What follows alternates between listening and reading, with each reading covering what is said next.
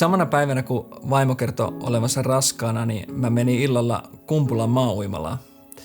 Siinä oli sitten sauna täys äijiä ja oli pari koulupoikaa jutteli koulunkäynnistä siinä lauteilla. Ja en malttanut sitten olla sanomatta koko saunan kuulle, että sain kuulla aamulla, että vaimo odottaa meidän esikoista. No siinä sitten äijät onnitteli ja saunasta lähtijät kävi jopa kättelemässä. Ja yksi mies sanoi semmoisen asian, mikä jäi mieleen. Että sitä ei kukaan voi kertoa etukäteen, minkälaista se sitten on. Ja sitä varsinkaan ei osannut ajatella etukäteen, että se meidän poika ei eläisi niiden 2 koulupojan ikäiseksi siinä, jotka istu lauteilla. Unille. Unille.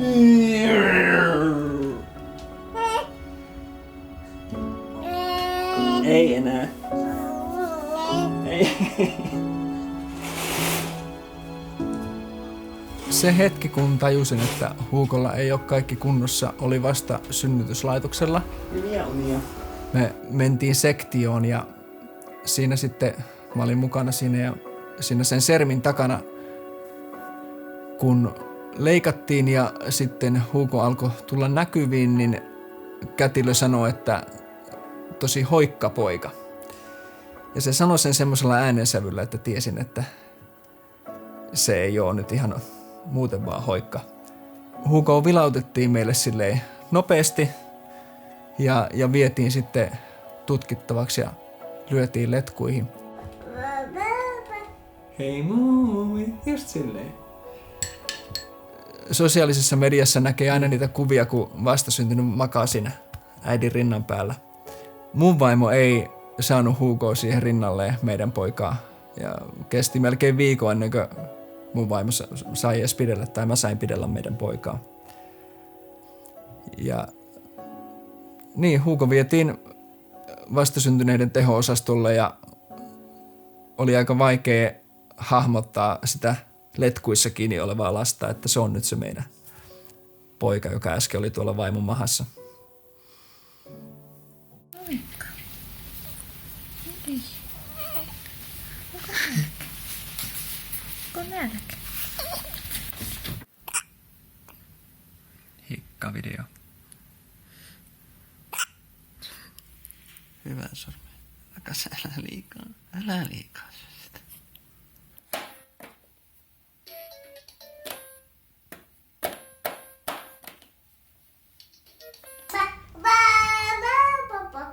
Miina ja Manu, sulla on vähän rähmää tässä. Yksi, 2, 3, laukaisu! Huukon kanssa me käydään pihalla paljon. Tälleen kesällä me käydään keinumassa ulkona ja Liukumäessä ja kattelemassa autoja ja sen semmoista.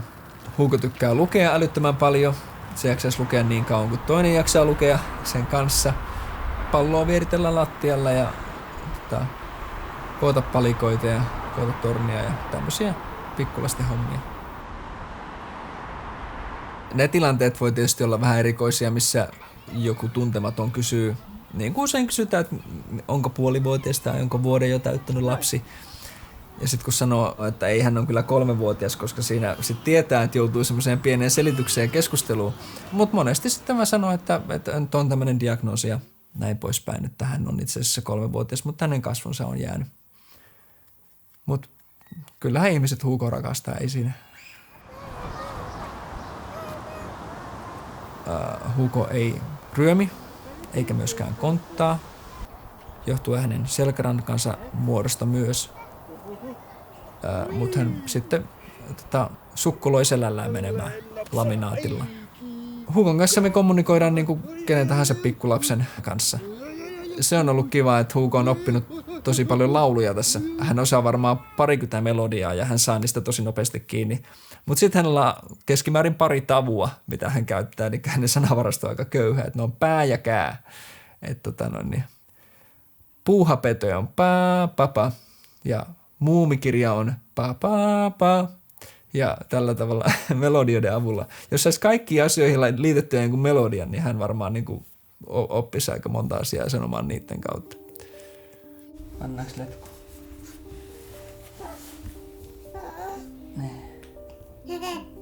Niin. Huukolla havaittiin kaikissa raajoissa murtumia. Aluksi epäiltiin semmoista luiden haurauteen liittyvää sairautta. No sitten kun se diagnoosi osoittautui vääräksi ja sitä ei löytynyt, niin sitä kerkesi jo vähän aikaa juhlia, että jes. Ja olla kiitollinen, että se ei nyt ollutkaan se vakava sairaus. Papereissa, mitä tuli kotiin, luki, että tutkitaan mukolipidoosi. Mutta lohduttelin vaimoa sitten, että no totta kai kaikki vakavimmat diagnoosit suljetaan pois heti niin kuin aluksi, että varmistetaan, että se nyt ei ainakaan se ole. Ja no sitten meidät kutsuttiin käymään siellä sairaalassa ja kerrottiin, että se on. Soittaako Hugo? Hugo soittaa kunnolla.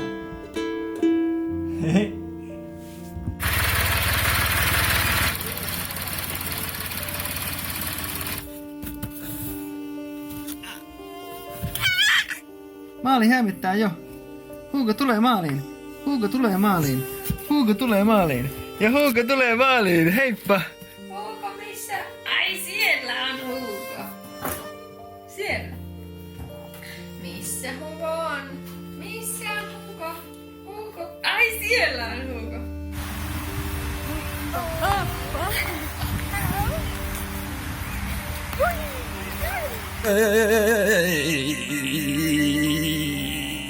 Siinäkin diagnoosissa on monta eri tyyppiä. Ja toiset tyypit on niin semmoisia, että lapsi voi elää kohtuullisen normaalia elämää. Ja ikuisena optimistina itse vielä, että ehkäpä se on se tyyppi 3, että kun Hugo kuitenkin aika hyvinvoiva on ja näin poispäin.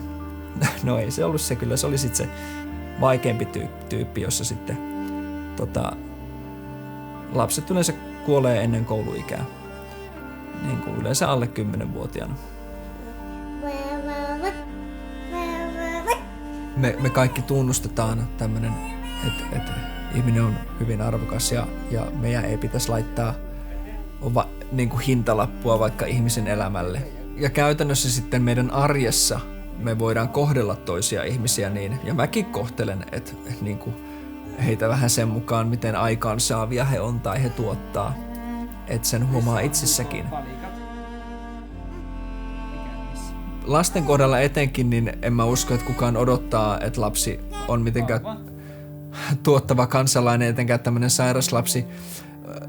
Mut sitten me saatetaan asettaa muita kriteerejä huomaamattamme ehkä. Me saatetaan ehkä arvioida jonkun sairaan lapsen elämän arvoa sen perusteella, että miten paljon se pystyy nauttimaan siitä elämästään, miten hyvin hän kommunikoi, miten iloinen hän on. Totta kai ne kaikki voi puhua sen sairaan tai vammaisen lapsen elämän laadusta, mutta se on eri asia kuin se elämän arvo, joka ei ole riippuvainen siitä, miten hyvin hän pystyy vaikka sitä elämästä nauttimaan.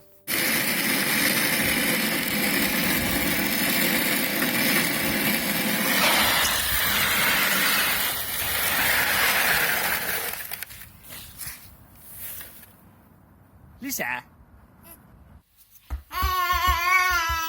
Ui.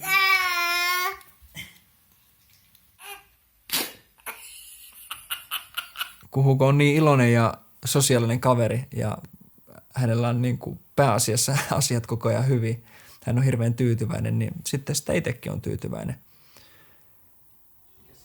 Itse on aika hyvin tottunut siihen ajatukseen, että Hugolla on se elämä, mikä hänellä on. Se elämä voi olla tosi hyvä elämä. Se tulee todennäköisesti olemaan parempi elämä kuin useimpien lasten elämä tässä niin kuin maailman historiassa. Ja se tulee olemaan todennäköisesti lyhyt, mutta niin, sille ei voi mitään. Niin. Semmoinen, mikä tietysti murehduttaa, on niin kuin, kun näkee muiden lasten leikkivän ja juoksevan vaikka tuolla puistossa, kun me mennään. Ja Hugo ei pysty ulkona itse liikkumaan ja sisälläkin vaan selällään. Niin Niin se tietysti on harmi, että Hugo ei silleen pysty leikkimään samalla tavalla kuin muut lapset.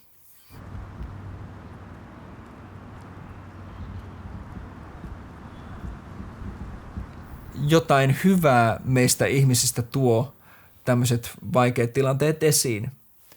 Tässä Helsingissä kun asutaan, niin mun on pakko sanoa, että mä rakastan tätä uutta lastensairaalaa. Siinä itse asiassa jotenkin tiivistyy ihmisyyden parhaat puolet siihen yhteen rakennukseen.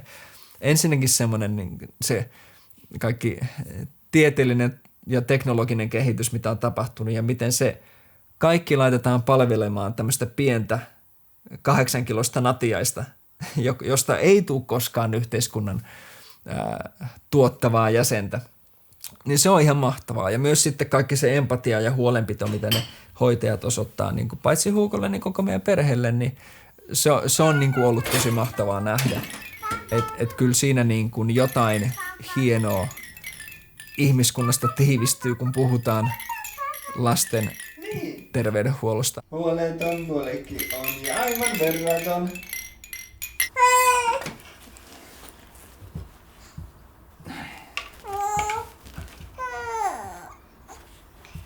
Soitetaan vähän, sen soitetaan. Katsopas. Ui.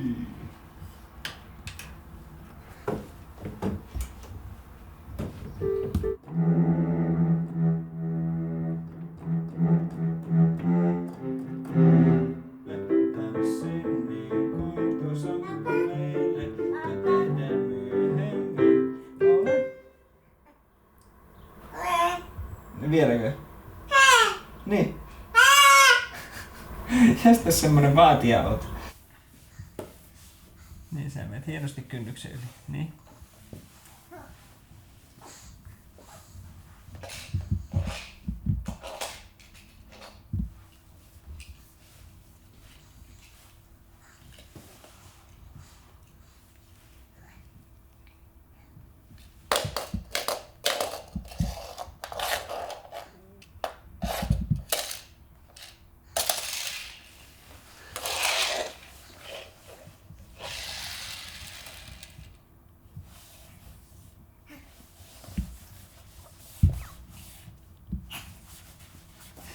Tämä mukolipidoosi on solutason kertymäsairaus, joka vaikuttaa siis koko kroppaan.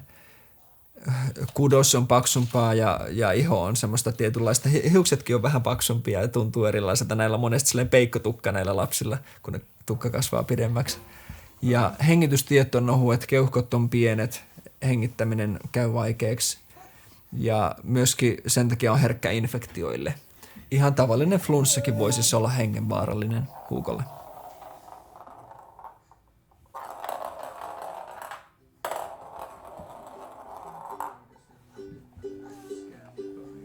Sitä on niin vaikea ajatella tilannetta, missä Hugoa ei olisi. Et siihen on vaikea niin kuin etukäteen jotenkin varautua. Että niin.